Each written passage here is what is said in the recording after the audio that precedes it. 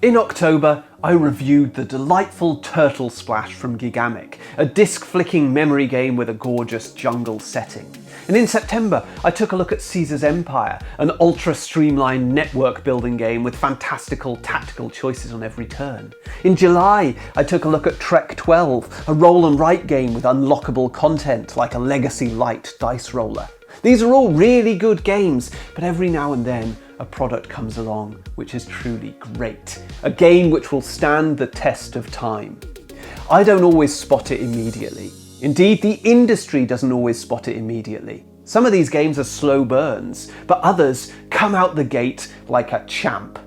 Everdell was one of these games. When it arrived in 2018, it immediately attracted a huge amount of attention. It took a little time to determine whether this popularity would wane, but it never did. The appeal of the game only grew with expansions, culminating in a massive Kickstarter campaign for the gigantic Complete Collection, which finally delivered in 2022.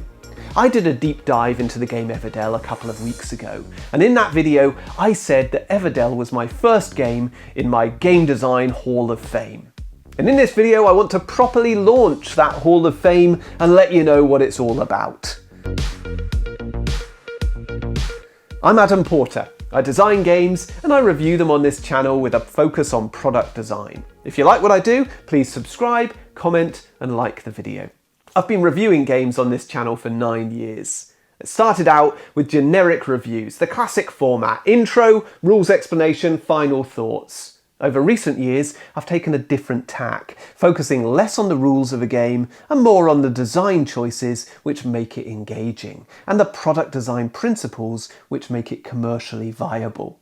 This feels like it's working out great. For new games, I find it exciting considering their place in the market and predicting the likelihood of generating sales. It's like playing at being a publisher, assessing and analysing new products without having to stump up any investment or take any responsibility. But there are some games which have already proven their mettle, and I want to show these games some love. There's so much to learn as a designer by looking at case studies like this. What are the evergreen titles, and how did they achieve that status? New entries into the Game Design Hall of Fame will each get a deep dive similar to the recent Everdell video, but there are 2 games I want to retroactively admit, primarily because I've already done a deep dive and I don't feel the need to revisit them when there are so many other great games to cover. Card drafting game Sushi Go was self-published in 2013 by then unknown designer Phil Walker Harding. Sushi goes round on a conveyor belt, right? Round and round in circles, while diners pick the dishes they want to consume. How about a little wasabi to enhance your nigiri? And don't forget the puddings. Sushi Go, Sushi Roll and Sushi Go Party all simulate the fun and excitement of watching raw fish rotate in card or dice game format. I guess that's the hook. And if you want to see more about the Sushi Go family of games, click on the link above. In the worker placement game Viticulture, you play as the owner of a growing vineyard in Tuscany. I'm often torn when trying to identify the hook of a game. Is it the theme, the narrative, the setting that draws players in? Or is it the mechanisms at play, the design choices, the unique engine which drives the game? With Viticulture, I could make a strong case for either of those, but there's a third hook, and that's the game maker themselves. More than any other publisher, Stonemaier Games has nurtured a community since their earliest products, and published in 2012, Viticulture is their earliest product. A little bit of Stonemaier history. It's a game with some clout. If you haven't played it, you've probably heard of it. An early Kickstarter success story co-designed by a then nascent inventor Jamie Stegmaier, honed with expansions, community input and revised editions. This is a game with a lot of heart in it. History, word of mouth, famous designer, critical acclaim. It might not be the only hook, but it is a hook. If you want to hear a bit more about Viticulture, follow the link. I considered including Bunny Kingdom and Libertalia. I've done detailed analysis on those titles too, but they still need to prove themselves a little. So that brings me to my 3 criteria for entry into the Game Design Hall of Fame. Number 1, this is very much my hall. I have enormous respect for Gloomhaven and Arkham Horror, Twilight Imperium and Star Wars Legion, but I won't be doing a deep dive on any of them because I have no interest in playing them. I don't have a team of reviewers, it's just me.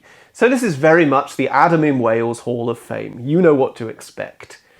Number 2, I have no access to sales data, aside from occasional media reports of rare multi-million selling games.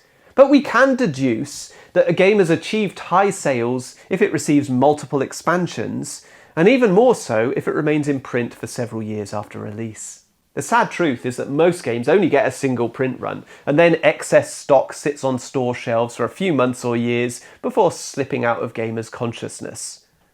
Number 3, a game might make it into the hall because it was influential, even if it's out of print.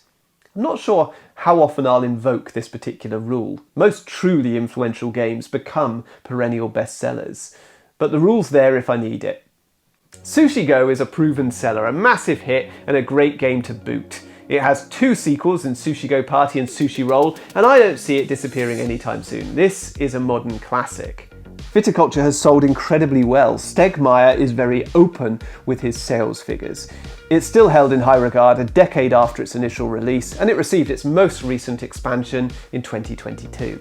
Everdell is a newer title. It only released in 2018, but it's already received 5 big box expansions, multiple very successful Kickstarter campaigns, and I think it's one of the most influential games in the hobby right now. Expect the recent glut of cute nature-themed games to continue over the coming years.